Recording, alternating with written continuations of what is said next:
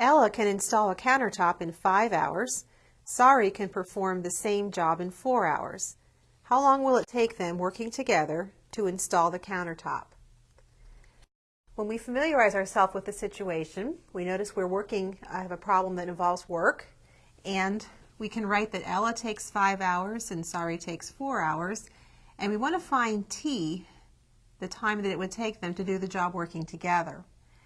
If we remember that there is a formula for working work problems, and it looks like this: T over A plus T over B equals 1, where A and B are the individual times of two workers working separately. We can just take these and substitute them in order to translate it to an equation. We would have T over 5 plus T over 4 equals 1. And we have an equation then that we can solve. We can multiply each term by 20, which is the least common multiple of the denominators, and we would get 4t plus 5t equals 20, or 9t equals 20, or t equals 29ths.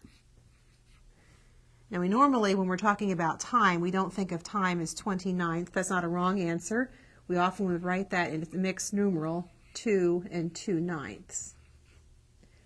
We could check it by substituting back in this equation here, and we would find that this does check, and so we could state that together